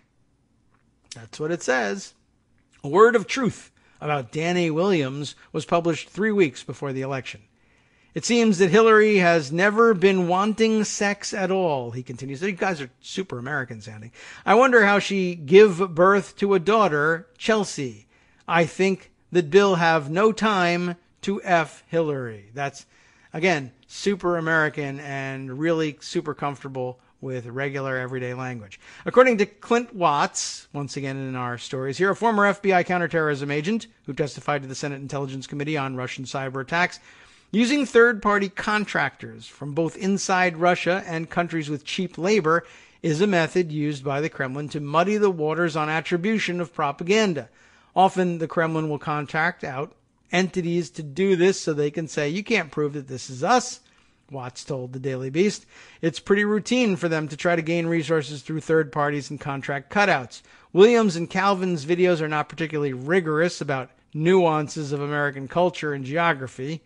Calvin, for example, claims that Baton Rouge is in L.A., meaning Los Angeles, not L.A., the postal code for Louisiana.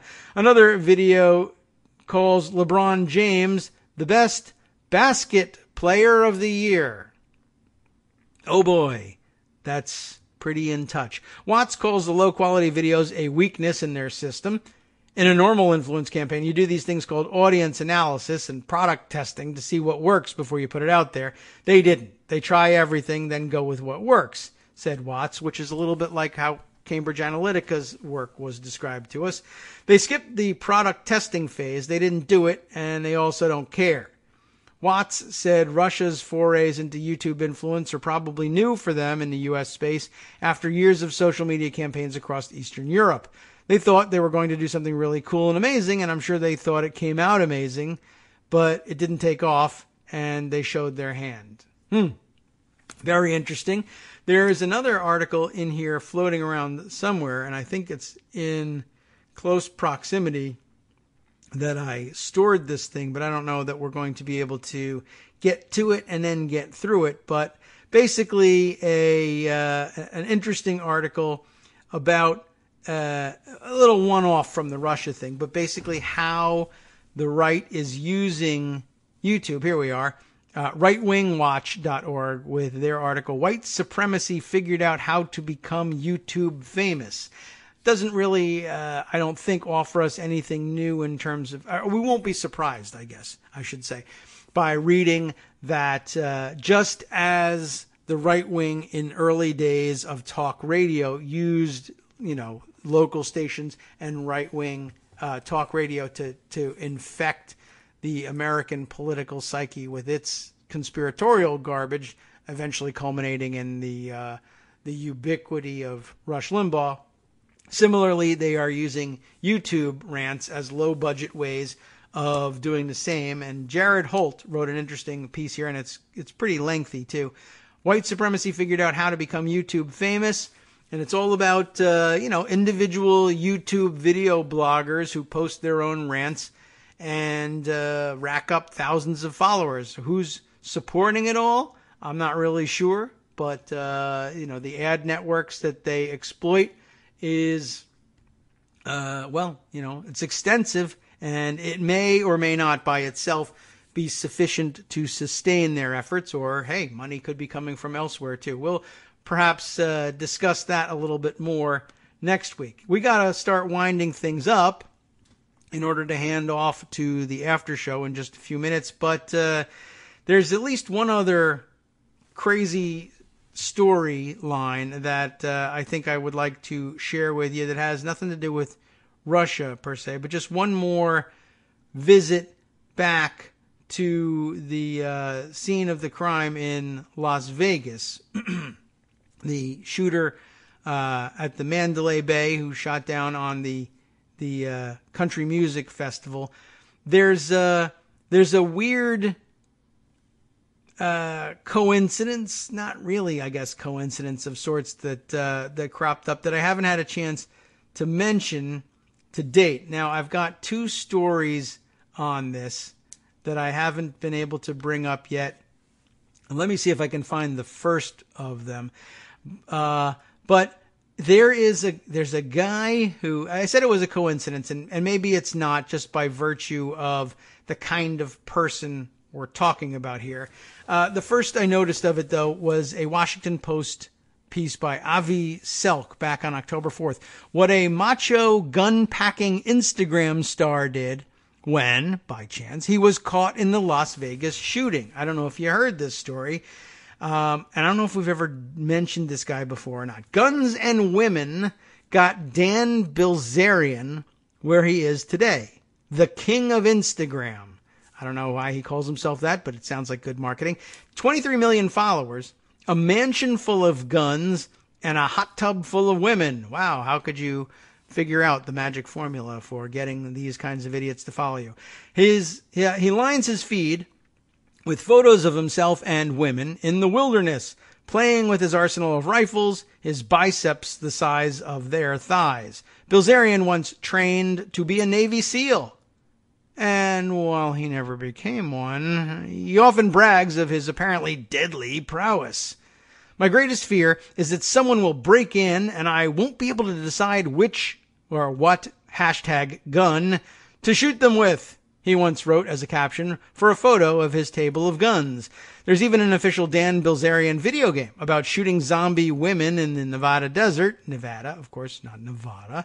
And then in a city with scoped headshots and bodies in the streets. But on Sunday night, in the real Las Vegas, the Instagram star found himself caught in the worst mass shooting in modern U.S. history. He saw a woman lying dead, he said. In other words, the ultimate good guy with a gun who was totally going to bullseye the bad guy in a darkened theater, even in the chaos, was actually there and did what we will have to tell you on the radio is Jack effing S about the whole situation, because proof of concept right here, it's never going to work in a situation like this. Anybody, by now it's old news. There's no way you were going to shoot the guy through a broken window 32 stories up in the dark. Duh.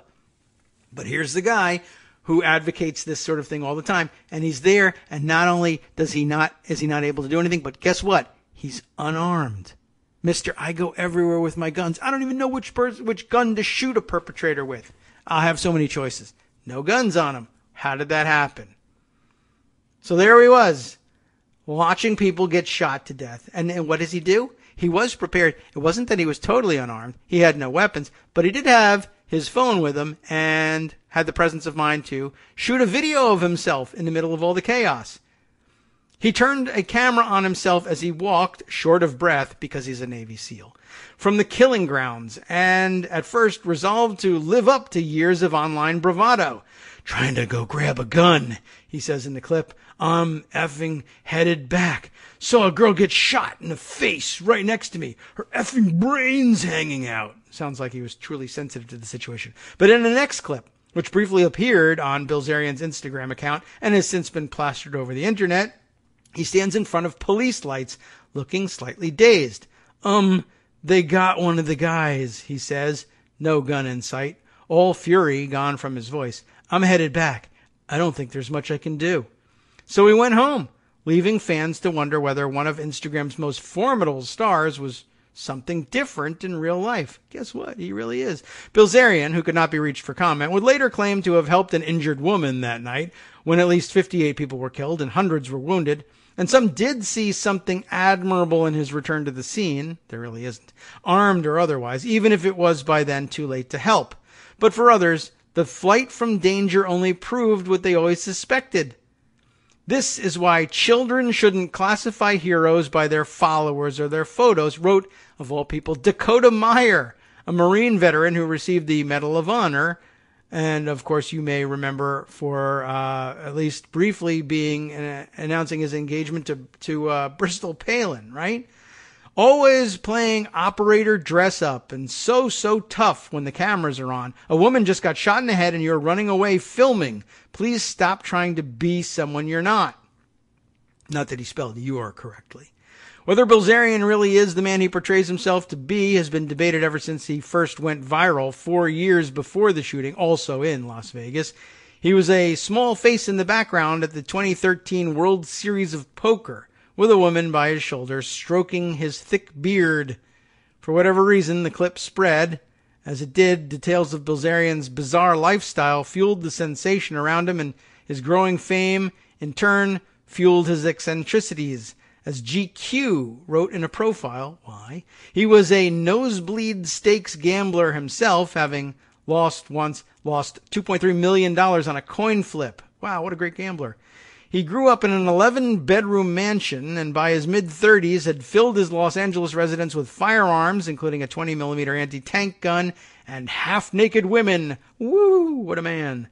Both were featured prominently in some of his most popular social media posts. A kind of Bruce Wayne meets Hugh Hefner for the social media age, GQ called him. Barf. Kill yourself, GQ.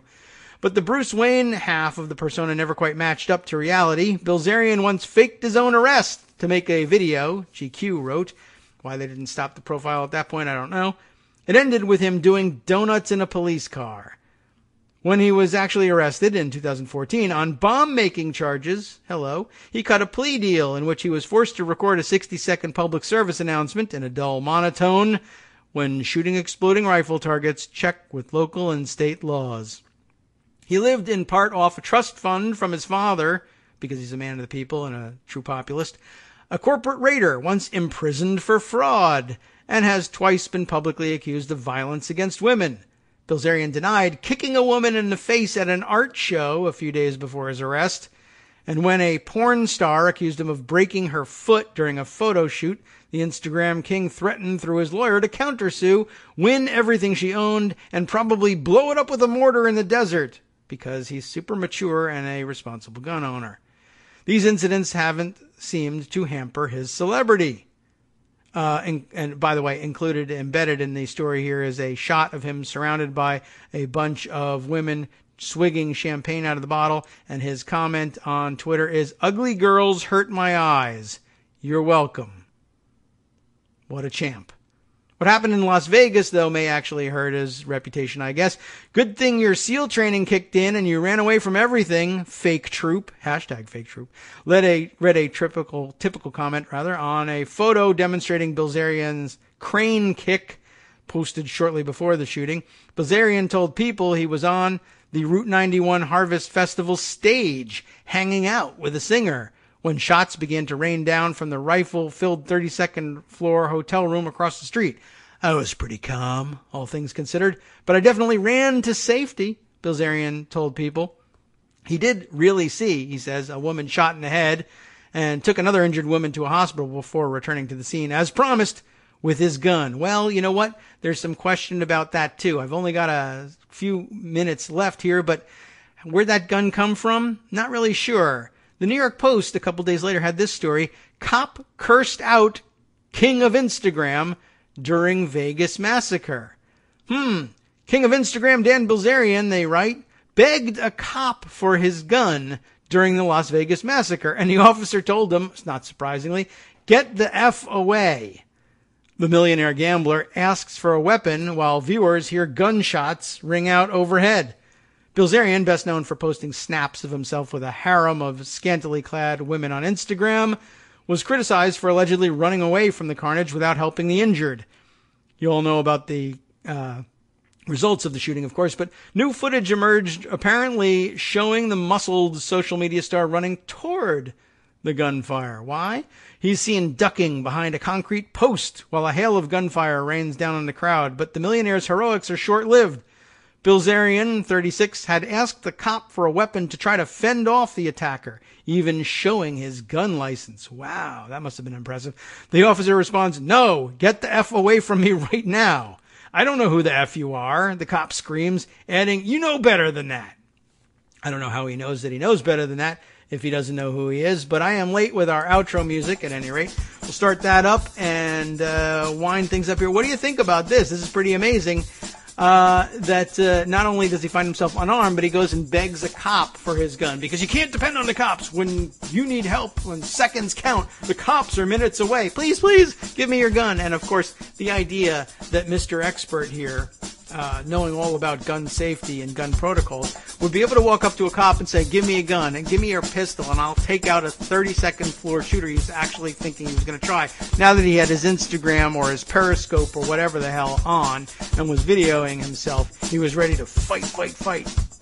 Yeah, this Post article at least mentions that Dakota Meyer, who gets quoted in here, was in fact involved with, or the husband, I guess he is, they did get married, the husband of former vice presidential candidate Sarah Palin's daughter, Bristol. Wow. I got that one out. Anyway, time to hand the microphones over to Wink and Justice for their Friday show and try and get you some preview of what's coming up on their cleanup attempt. Trump's latest attack on Obamacare now crossing the lines, even conservatives set for removal from office. Taxpayers picking up the tab for neo-Nazi white nationalist free speech rallies is a feature, not a bug. And U.S. officials inadvertently included a Bloomberg reporter on an internal email list that exposed frantic efforts to spin the woeful Puerto Rico response. From Daily Kos Radio on networksradio.com. You have been listening to the Kagro in the Morning Show with David Waldman. What about this? Is this real? The congressional pharmacist? Is there a pharmacist working in the office of the attending physician? This pharmacist says so many lawmakers take Alzheimer's drugs they might not even remember yesterday. And the Republican mayor of Lancaster, California, transforms the high desert city into the solar capital of the universe. All next.